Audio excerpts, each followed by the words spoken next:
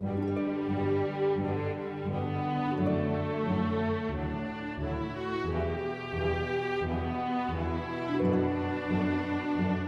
most people not even getting married anymore and divorce rates at a bit of a staggering number, it leads us to wonder, what is the main cause for divorce?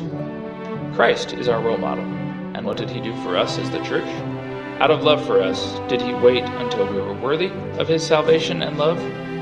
Let's break this down, starting with the wife.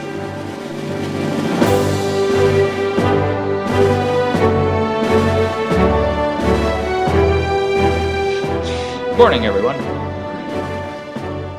In Genesis 2:21 through 24, we read, "And the Lord God caused a deep sleep to fall upon Adam, and he slept. And he took one of his ribs and closed up the flesh instead thereof. And the rib which the Lord God had taken from man made he woman. He brought her unto the man, and Adam said, This is now bone of my bone, and flesh of my flesh. She shall be called woman, because she was taken out of man. Therefore shall a man leave his father and mother, and shall cleave unto his wife, and they two shall be one flesh." Now I realize I may almost be the least qualified person to give a talk on this in this room, seeing as how I'm almost the most newly married one.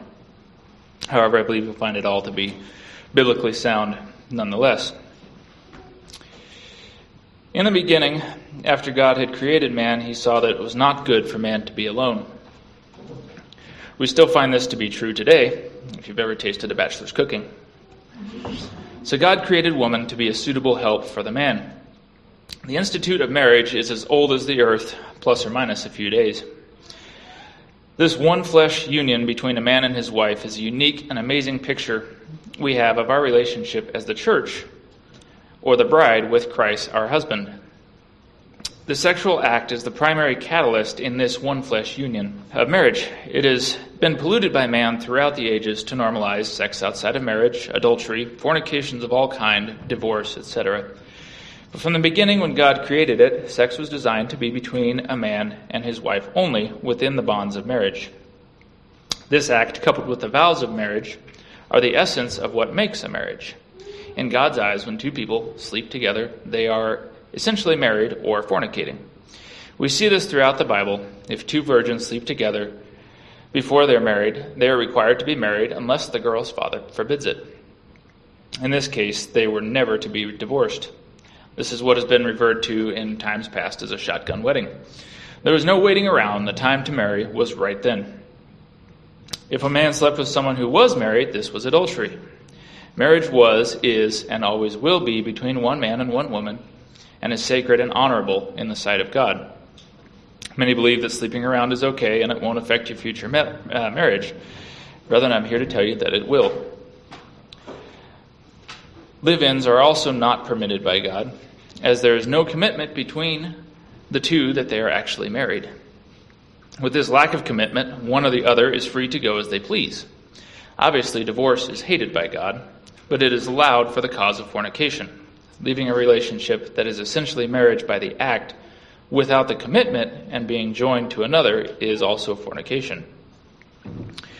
We see throughout the Old Testament that God was as a husband to Israel, who were his people.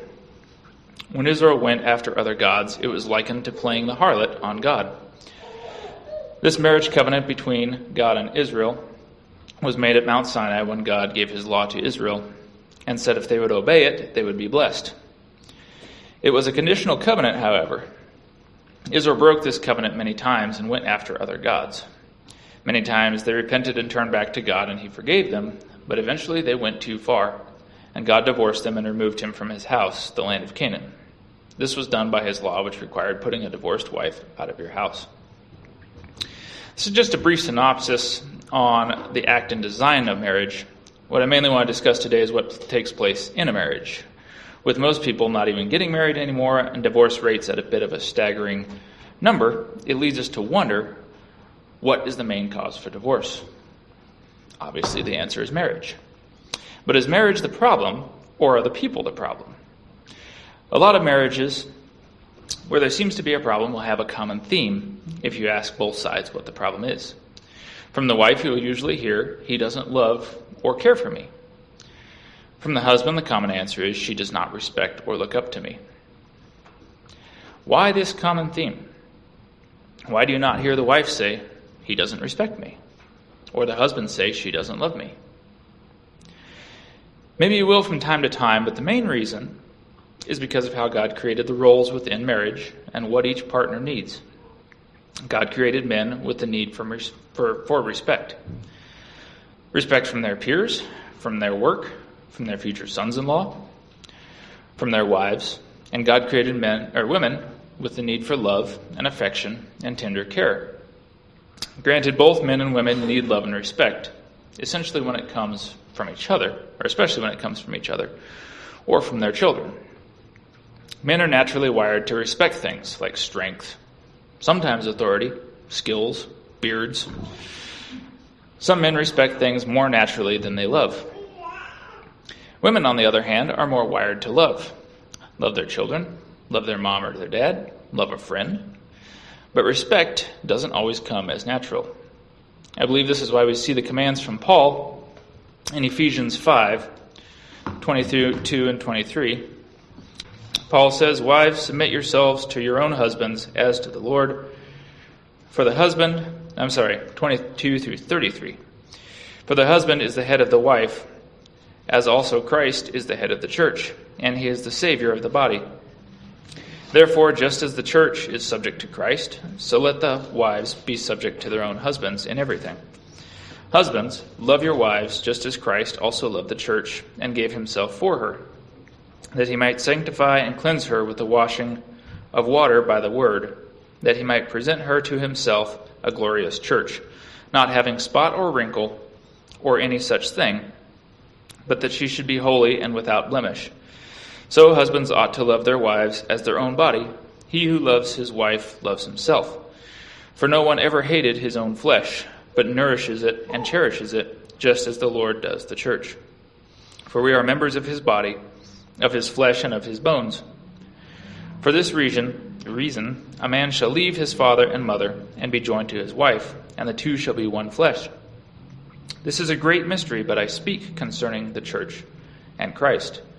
Nevertheless, let each one of you in particular so love his own wife as himself, and let the wife see that she respects her husband." Let's break this down, starting with the wife. They're commanded to reverence their husbands or respect them, and to submit to their headship and authority as the head of the house. This is a picture of we as the church, men and women, should be subject unto Christ, who is our head and husband. Husbands are commanded to love their wives and to give themselves for her, even as Christ did the church. This giving can take on many different forms. It can be in time, with the living he makes for the family, giving up sleep to walk with a crying baby so his wife can sleep, giving up his plans for the day to make his wife happy, giving your life in protection for her if need be. But can a man give himself to a wife he feels does not respect him? Can a wife give herself to a husband she feels does not love him? Can she make the meals, clean the house, bear and raise and school the children, and be up at all hours of the night and still be there for her husband when they go to bed, if she feels he does not love her? This is a very common thing we see in marriage, where one spouse or both is not getting the kind of treatment they feel they deserve from the other. And so they begin to withhold from their spouse the things that their spouse needs. And it continues in that vein from there. Some refer to this as the crazy cycle, where it essentially becomes a game of chicken to see who will treat their spouse the way they want to be treated first. This often leads to relationship trouble, sometimes divorce, because neither will treat the other the way they want to be treated until the other treats them in that way. They do not believe their spouse deserves the love or the respect they need until they treat them with love or respect first. This is a dangerous theology because it will cause nothing but heartache. Think back to Ephesians 5. Who is our role model for this? Christ is our role model. And what did he do for us as the church? Out of love for us, did he wait until we were worthy of his salvation and love? No. While we were yet sinners, Christ died for us. What should this picture for us in how we treat our spouses? I've had a conversation with several people recently about marriage and what love is. It is a verb and requires action. So does respect. There are days when we as husbands or wives behave in ways that are not particularly loving or respectful. Should we respond to our spouses on a daily basis based on how they treat us? How does Christ treat us when we behave in ways that are unloving or disobedient to him? And we will. He gently corrects us and stands by, ready to forgive. Sometimes the correction is not so gentle, but it's not done out of spite. When we repent, he forgives and does not keep a record of wrong. Love keeps no record of wrong. I was unfortunately engaged to someone else before I met Sarah, and she began to have a habit of keeping a record of wrong and bringing up past mistakes against me. Needless to say, this, among other things, destroyed our relationship.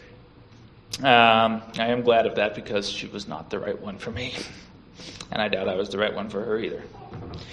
If we're constantly focusing on the negative things about a spouse, or things we don't like, that will become how we view them on a regular basis, how we talk about them to other people, and ultimately will influence how we treat them. I'm learning this lesson the hard way when remembering the negative things that happened at Harmony's birth. This is a story for another time because I'm not ready to give it yet, but if I look at the need for the C-section as a negative thing, I miss the huge blessings that God gave us by using it to show us the septum that we will hopefully be able to remove to avoid this problem in the future. We were also told the other day by the doctor who delivered her that she had the cord wrapped twice around her neck, something we did not know before. This could have been rather dangerous in a natural birth, especially at home with a rather newish midwife. These are two of the main blessings of that birth, aside from Sarah and Harmony being okay. Yet in the past couple months, I've quickly spiraled into remembering the negatives from the birth, and they quickly drown out God's massive blessings. Overcoming this is easier said than done. So how does this relate to marriage? As I said before, we can miss out on the blessings of our spouse and miss out on the good times with them if we are constantly focusing on the negative attributes and allowing that to influence our actions. What about the days when our spouse is having a bad day or says or does something that you find unloving or disrespectful? They may or may not realize they did it. Either way, if you respond in kind, you're in for a ride on the crazy cycle. If your spouse is going through a time in their lives when they are very hard to love or respect because they show none of it back to you, do we respond in kind, or do we continue to treat them the way that we want to be treated? Treating them the way we want to be treated may or may not work right away. But over time, they will see how they are behaving and will oftentimes feel guilty about it and change. Waiting for your spouse to change before you change is never a good idea. It is unchristlike and will cause nothing but problems. If you go around brooding about your spouse's actions and talking about them in a negative light to other people, it will sow the seeds of bitterness and will not stop there. I was talking to somebody the other day who was fed up with how his wife was treating him and was responding in kind. After talking with him for a while and sharing a lot of this with him, I suggested that he treat her the complete opposite than the way she was treating him and do something unexpected, like take her to dinner, buy her flowers or a card. Do something unexpected for a spouse like that will kind of knock them off their feet. They can't help but wonder how somebody they were mad at would do something nice for them. I'm really talking to husbands on this one, but wives too, minus the flowers. Thankfully, I haven't had to buy my wife a lot of cards because I made her mad or because I was trying to soothe her. I have gotten her a lot for special occasions or many more for just a thank you or to reassure her of my love. They mean a lot to a woman. Sarah has them all lined up on top of her bookshelf so that she can read them on a bad day. Doing something nice for a spouse just because is one of the greatest things you can do to bring the two of you close together. The first honeymoon phase doesn't always last forever. The infatuation wears off after a year or two when real life sets in, unless you keep it alive. Unfortunately, the honeymoon phase is about over for Sarah and me. Thankfully, honeymoon phase 2.0 is warming up in the bullpen.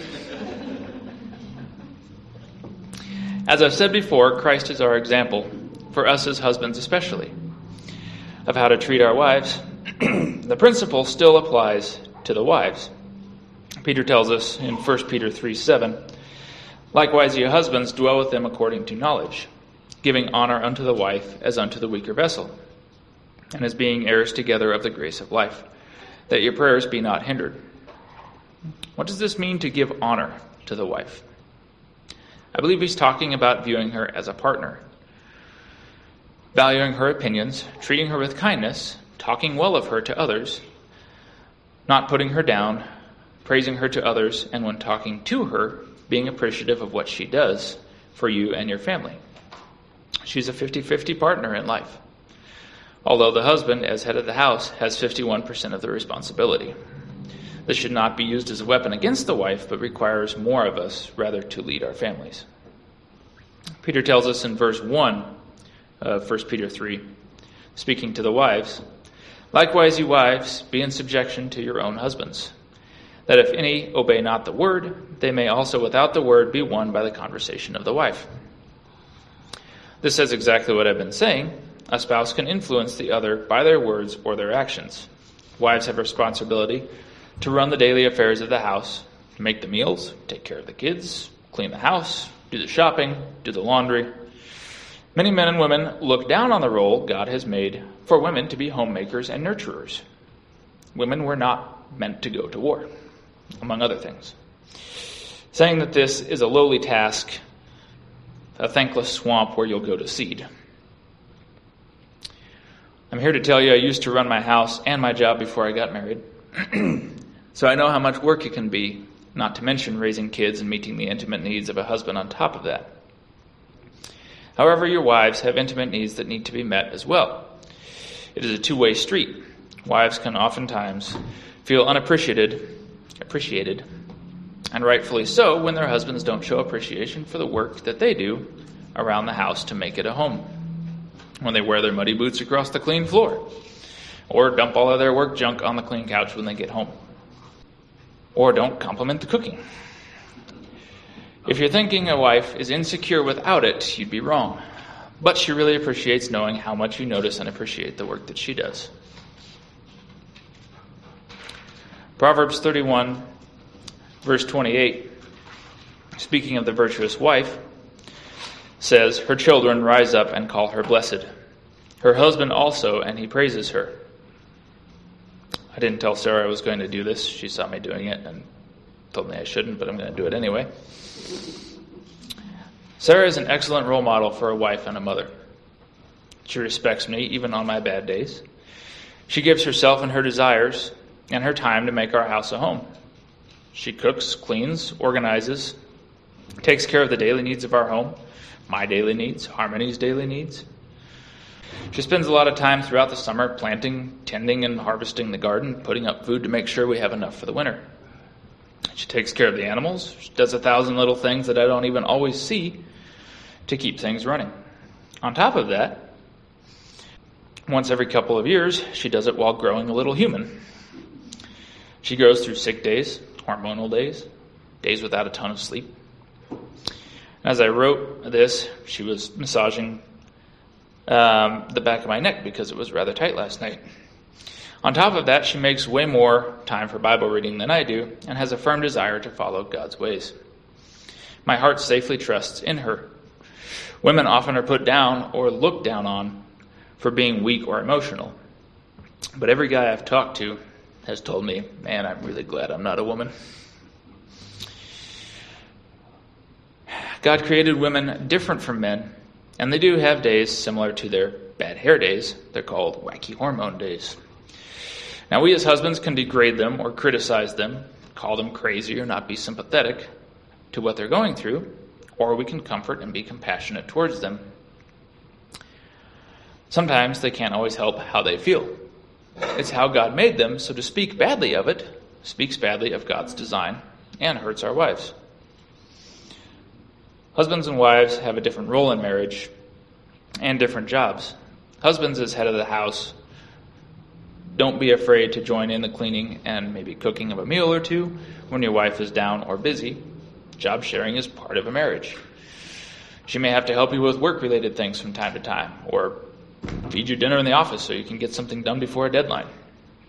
When it comes to getting things done as a team in marriage, when they need done, there's no such thing as woman's work or man's work. You do your own jobs, and when you can't, your spouse jumps in and helps you out. When it comes to men and women's roles before they're married, the Bible teaches that men must strike out on their own and prepare for life, for raising a family, having a job, having a place to house their family. Women are instructed to remain under their father's authority, and preferably under their father's roof until they're married and are under their husband. This provides a protective covering at all times for the woman. This covering is often despised by some who don't want to be under authority, but this is how God created it to be. In that way, women have a protector, a provider, and a head to lead them. Men have to step up to the plate and protect their wives and daughters, and provide and lead them. We as men are also under authority from Christ. Likewise, a man must respect the position of his future wife's father as her head and protector, whether he likes the guy or not. He was given to her by God, and bypassing that authority would not be right. Out of respect for the father, the future husband should obtain permission from the father before marriage. Out of respect for her father, a daughter should abide by her father's decisions. I mentioned earlier that sometimes we do things that are unloving or unrespectable. At times, our spouses or children may not love or respect us for our actions. While the actions may not warrant it, the position still does. Whether they agree with it or not, it is still their duty. As spouses, husbands and wives still hold this position. And no matter if they deserve it in the moment or not, we must treat them with the love and respect they deserve simply because of the position they hold.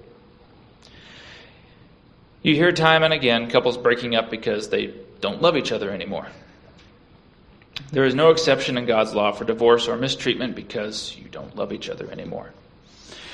Once you say the vows and are married, you better figure out how to keep on loving your spouse.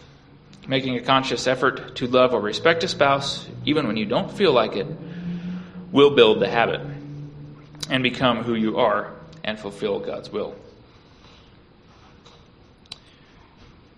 I have a picture I took of a picture that's on the wall in our bathroom that Sarah suggested I read. It was given to us at our wedding. It's a question that says, what is marriage? It is sharing and caring, giving and forgiving, loving and being loved, walking hand in hand, talking heart to heart, seeing through each other's eyes, laughing together, weeping together, praying together, and always trusting and believing and thanking God for each other. For love that is shared is a beautiful thing. It enriches the soul and makes the heart sing.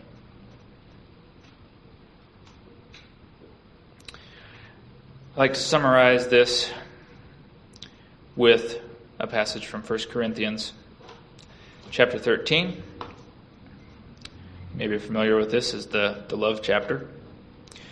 In chapter 13, verses 4 through 8, we read, "Love suffers long and is kind. Love does not envy. Love does not parade itself, is not puffed up, does not behave rudely, does not seek its own, is not provoked, and thinks no evil. Does not rejoice in iniquity, but rejoices in the truth. Bears all things, believes all things, hopes all things, endures all things. Love never fails."